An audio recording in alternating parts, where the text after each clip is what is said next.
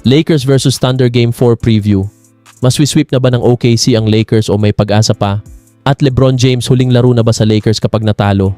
Pero bago ang lahat, kung bago ka pa lang sa channel na ito, huwag kalimutan mag-like at mag-subscribe. At kung NBA fans ka, siguraduhin mong tapusin ang preview na ito. Tara simulan na natin. Mga kabasketball, posibleng ito na ang pinakamahalagang laro ng seryeng ito.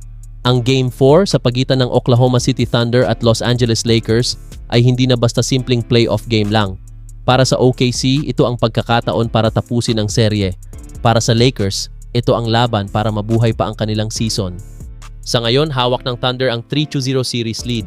Isang panalo na lang tapos na ang usapan. Pero gaya ng alam natin sa playoffs, ang pinakamahirap na panalo ay kadalasan yung panalo para isara ang serye.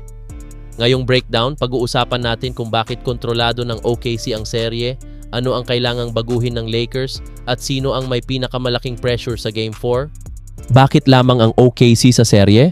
Sa totoo lang, hindi lang dahil mas bata sila. Ang malaking dahilan kung bakit kontrolado ng Thunder ang serye ay ang kanilang consistency sa 4 na quarter. Sa unang 3 laro, halos pareho ang pattern. Sa first half, nakakasabay ang Lakers. May moments pa nga na sila ang mas aggressive. Pero pagdating ng third quarter, doon nagsisimulang humiwalay ang OKC. At doon makikita ang tunay na problema ng Lakers. Hindi sila basta natatalo sa talent, natatalo sila sa pace, ball movement at adjustments. Ang Thunder, kahit bata ang roster, sobrang disciplined. Hindi sila nagmamadali. Hindi sila basta nagfo-force ng hero ball. Ang ginagawa nila, pinapagalaw nila ang depensa ng Lakers hanggang may mahanap silang magandang tira. Shai Gilgeous-Alexander ang sentro ng lahat. Kung pag-uusapan natin ang pinakamalaking dahilan ng OKC, syempre nandyan si Shai Gilgeous-Alexander.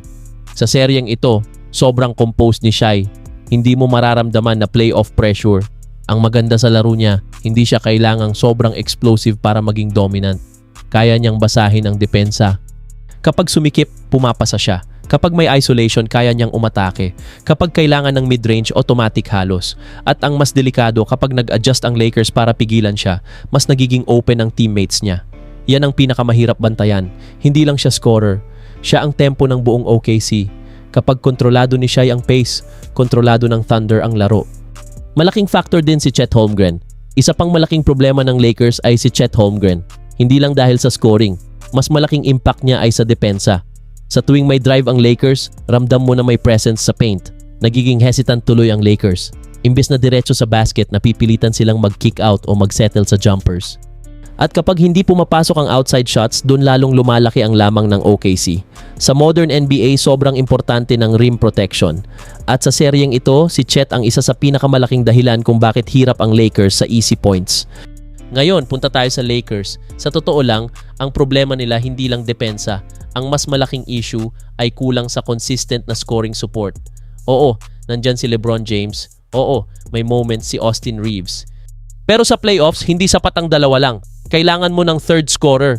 Kailangan mo ng player na kayang sumalo kapag nag-collapse ang depensa. Sa ngayon, kulang na kulang ang Lakers doon. At kapag umabot sa fourth quarter, ramdam na ramdam ang pressure. Nagiging predictable ang offense nila. Maraming possessions na nauuwi sa late clock isolation. At laban sa batang OKC na mabilis sa rotations, delikado iyon. Hindi maikakaila, ang pinakamalaking pressure sa Game 4 ay nasa balikat ni LeBron James. Hindi dahil siya ang may kasalanan, kundi dahil siya ang leader. Sa ganitong sitwasyon, inaasahan sa kanya ang tone-setting performance, hindi lang 25 points. Kailangan niya ng playoff control, kailangan niya ng maagang aggression, kailangan niya iparamdam sa teammates na may laban pa. Kapag passive si LeBron sa first half, mas lalong lumalakas ang loob ng Thunder. At iyon ang ayaw mangyari ng Lakers. Isa pang player na dapat abangan ay si Austin Reeves. Sa seryeng ito, may flashes siya. Pero kailangan ng Lakers ng higit pa. Kailangan nila yung version ni Reeves na kayang gumawa ng offense, umatake sa closeouts, at makagawa ng timely threes. Kapag naging efficient si Reeves, biglang gumagaan ang trabaho ni LeBron. Pero kapag malamig siya, halos nagiging one-dimensional ang opensa ng Lakers. At laban sa depensa ng Thunder, mahirap manalo kapag ganun. Ano ang dapat gawin ng Lakers sa Game 4? Kung gusto nilang mabuhay ang serye, may 3 bagay silang kailangang gawin. Una, malakas na simula. Hindi pwedeng OKC ang unang makakuha ng momentum. Kailangan agresibo agad. Pangalawa, manalo sa rebounding battle. Hindi pwedeng bibigyan mo ng second chances ang Thunder. Mas bata na sila, mas mabilis pa. Pangatlo, bawasan ang turnovers. Ito ang isa sa pinakamahalagang parte. Kapag nagkamali ka laban sa OKC, madalas automatic transition points iyon at doon mabilis lumalaki ang lamang.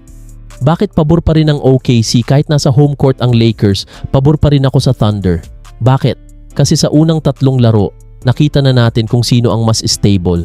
Ang OKC kahit ma-pressure hindi bumibigay. Ang Lakers naman, sa tuwing nagkakaroon ng crucial stretch, dun sila nahihirapan. At sa playoffs, malaking bagay ang emotional composure. Mas kalmado ang Thunder, mas malinaw ang system, mas marami silang players na kayang tumulong. At sa ganitong klase ng laro, malaking advantage iyon. Para sa akin, magiging mas competitive ang Game 4. Mas lalaban ang Lakers. Mas aggressive si LeBron. Mas desperate ang buong team. Pero sa dulo, mas balance pa rin ang OKC. Mas marami silang options. Mas kontrolado nila ang tempo.